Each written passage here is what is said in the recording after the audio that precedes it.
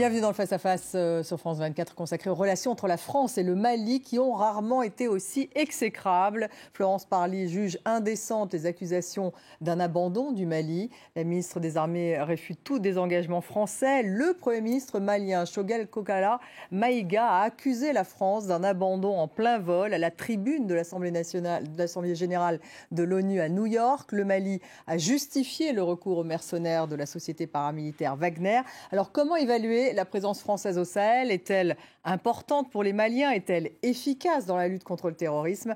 On en parle tout de suite avec mes invités. J'ai le plaisir d'avoir à mes côtés Thiambel Gimbayara. Bonsoir, directeur de la publication de La Voix du Mali. Bienvenue dans le débat. Également à mes côtés Antoine Glaser. Bonsoir, journaliste, auteur du Piège africain de Macron, du continent à l'Hexagone, et c'est chez Fayard. Avant de débattre, on écoute tout de suite le Premier ministre malien. C'était une interview donc accordée à France 24 et RFI à New York en marge des assemblées générales des Nations Unies.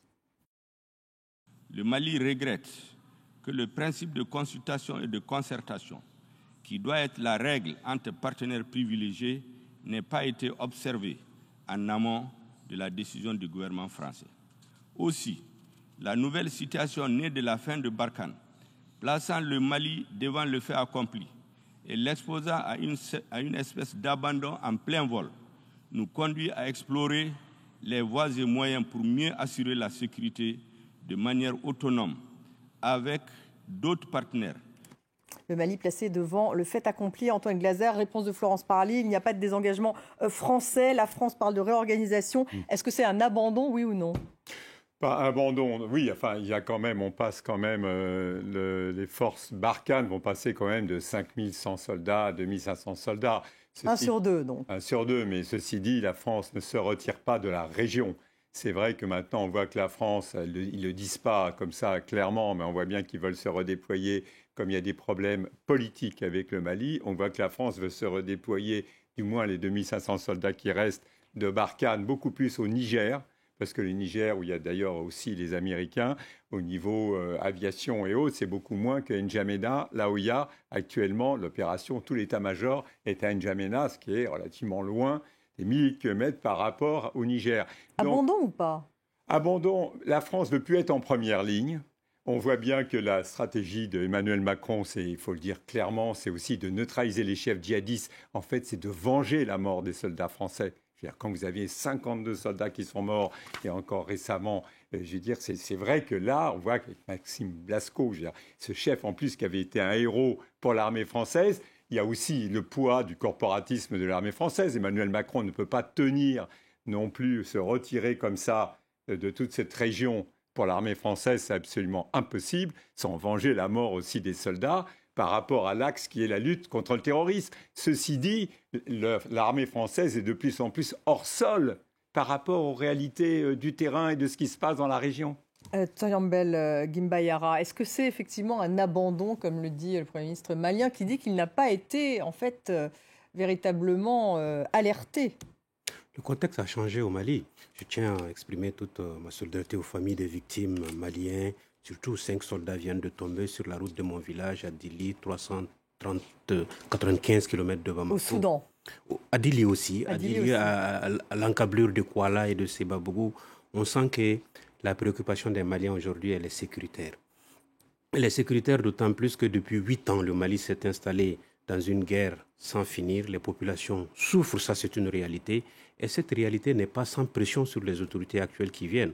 On a vu le pouvoir légal élu d'Ibrahim Boubacar Keïta a été renversé de manière, la France doit le regretter aujourd'hui, mais le mal est déjà fait. Nous sommes installés la France le regrette, oui. Très clairement, il y a vraiment des tensions, en tout cas, entre les deux pays. Est-ce qu'effectivement c'est un abandon ou pas? Est-ce qu'il a eu raison d'utiliser ce terme, le Premier ministre malien? Dans l'opinion publique malienne, c'est un abandon, c'est considéré comme tel. Le Premier ministre est dans son rôle. Il ne fait que relayer une certaine opinion qui fait pression. Mais ce n'est pas la seule opinion. Il y a aussi une autre opinion qui se fait entendre à l'intérieur du pays, mais sauf que cette opinion n'est pas aux mallettes, n'est pas au devant de la scène. Cette opinion ne gère pas. On ne peut pas gérer que seulement par l'opinion aussi. Il faut être regardant. Certaines opinions, justement, ne souhaitent pas de la présence française au Mali. Il n'y a pas, attention à ne pas confondre avec l'antifrancisme. Il n'y a pas de sentiment anti-français en tant que tel au Mali, mais il y a un sentiment de lassitude de lassitude et de souffrance. Des populations meurent.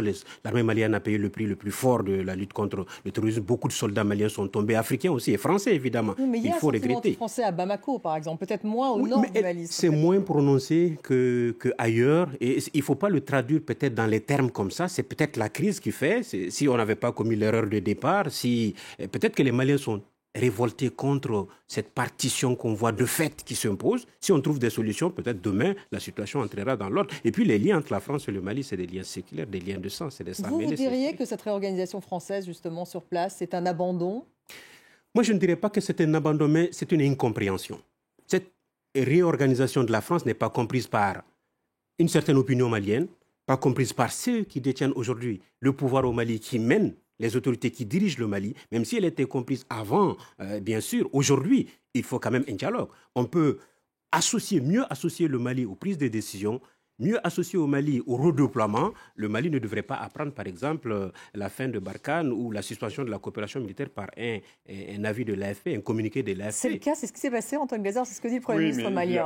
Il l'a appris par la presse. Depuis qu'il y a eu un coup d'État au Mali, c'est vrai qu'il y a des très mauvaises relations entre la France et le Mali. Donc la France s'est fait quand même prendre, même s'il y a une présence de l'armée française, à 2 reprises, le renseignement français s'est fait prendre en défaut.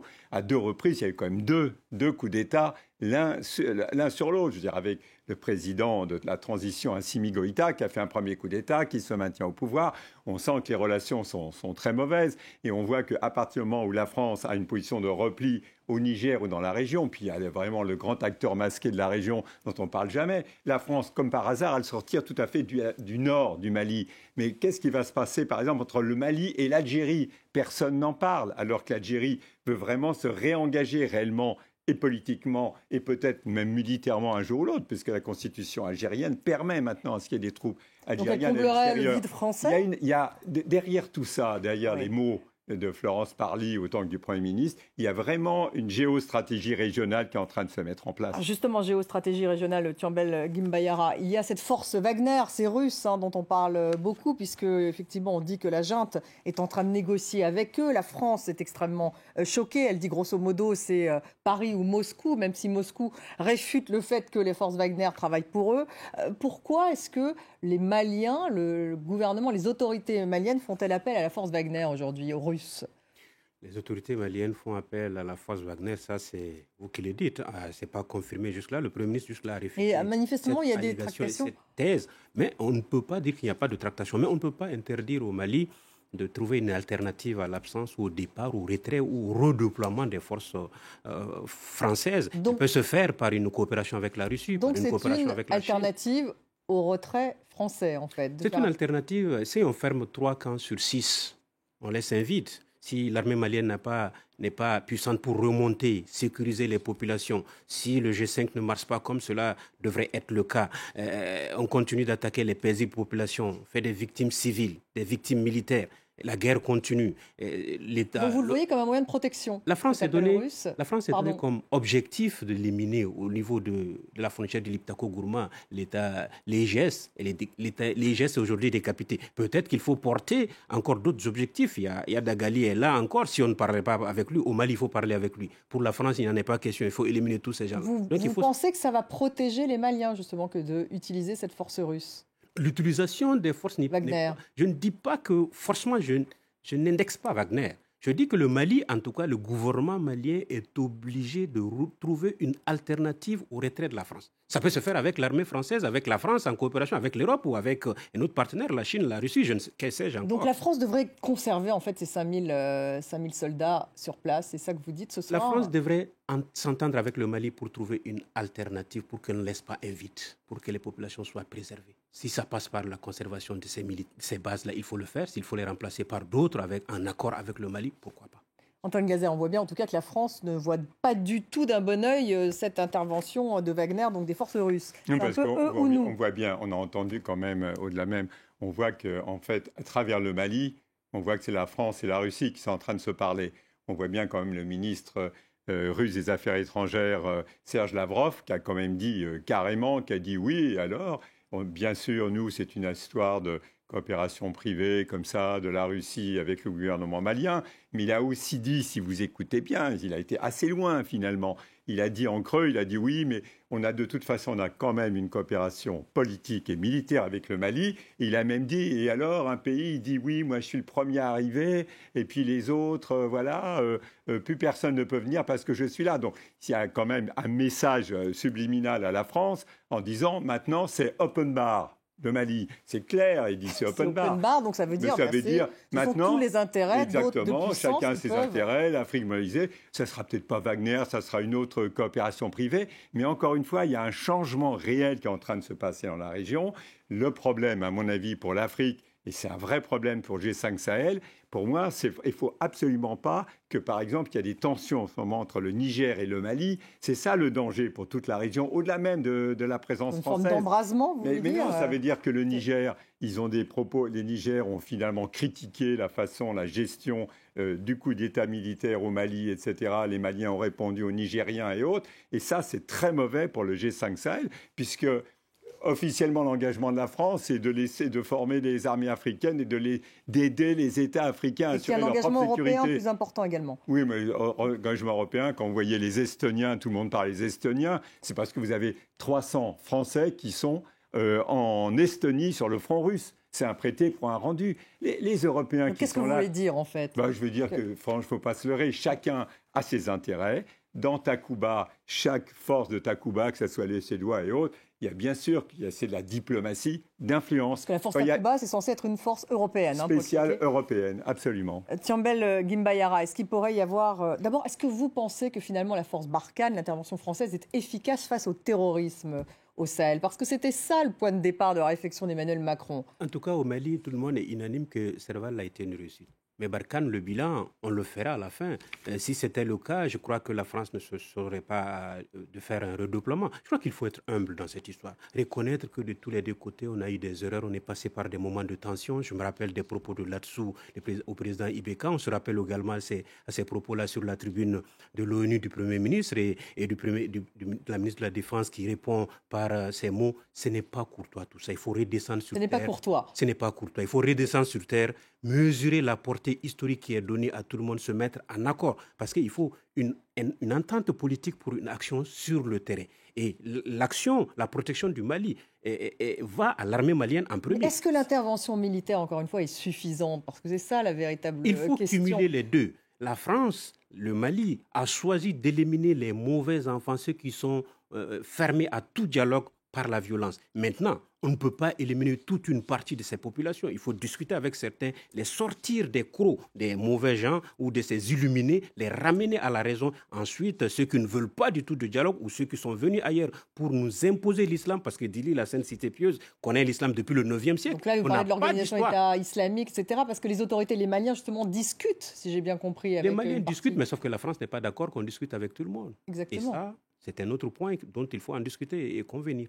Mais donc, vous pensez que c'est normal de discuter justement avec l'organisation de l'État islamique, avec les forces d'Al-Qaïda? Non, je ne dis pas qu'il faut discuter avec l'organisation de l'État islamique, mais il faut discuter avec les Maliens qui ont été enrôlés, nos enfants qui ont été amenés de gré ou de force. Dans cette situation, il faut les sortir des crocs. Il faut voler à leur secours, les ramener dans leur pays et les réintégrer dans le tissu socio-économique. Maintenant, ceux qui sont venus ailleurs pour nous coloniser, nous imposer, il n'y a pas d'autre alternative. Ils ont choisi la guerre. Il faut se battre contre eux. Antoine Guézard, parce que c'est vrai qu'il y a ce débat, effectivement, les autorités maliennes qui discutent avec les terroristes et la stratégie française a évolué. Ça veut dire maintenant, c'est vraiment la neutralisation des chefs. Ce qui s'est passé donc il y a l'État islamique. Et maintenant, la grande question, c'est M. Iyad Rali, qui est le groupe de soutien à l'islam et aux musulmans, qui est un Touareg, qui est entre la frontière entre l'Algérie et le Mali. Et c'est vrai que là, la France considère que maintenant, c'est son ennemi numéro un.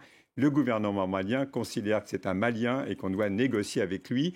C'est lui qui avait négocié pour la libération de Sophie Petronin et des prêtres italiens contre les 300 djihadistes qui ont été libérés dans le dos de l'armée française. Et c'est vrai que là, il y a une vraie divergence entre la France et le Mali sur ces négociations. Mais la France a changé un peu. Donc non, ils disent pas. Non, la France, pour eux, ça reste Iyad Rali, ils disent carrément c'est l'ennemi public numéro un. pour l'armée française. La France considère qu'elle veut venger ses soldats. Il y a ça aussi, on est aussi en politique intérieure. Les Maliens sont en politique intérieure vis-à-vis de la France, en s'opposant à la France, en laissant leurs militants hurler France criminelle, ça dans les rues. Et du côté français, on est en politique intérieure aussi, parce que l'armée française ne peut pas partir sans venger ses soldats. Donc il y a des divergences. Thiambel Guimbayara, juste une dernière question justement sur les élections présidentielles législatives. Vous avez 15 secondes. Elles vont être manifestement remises à plus tard, ces élections. Je crois que tout le monde croit ça. Le Premier ministre, dans ses propos, l'a rappelé. Maintenant, est-ce que la question est réglée? Les assises nationales doivent... La question n'est pas réglée, ça c'est sûr. La question n'est pas réglée, Okay. mais j'imagine que les élections ne peuvent pas se tenir à date indiquée parce que l'organe unique n'est pas là, la classe politique n'est pas d'accord, la société malienne n'est pas d'accord sur cette date-là. Au-delà du 22 février, la question se pose. Je crois qu'il faut discuter à l'interne, trouver une alternative avec les organisations sous-régionales, la CEDEAO, et fixer une nouvelle date en accord avec tout le monde, y compris les partenaires techniques, pour qu'on ne soit pas buté à cette question de date. Il n'y a pas de fétichisme de date. Il n'y a pas de fétichisme de date, mais enfin, il faudra une date. Il faut. À un moment donné. Merci beaucoup, Thiambel Guimbayara, d'avoir été avec nous. Merci, Antoine Glaser. Merci à vous de nous avoir suivis. Restez avec nous sur France 24.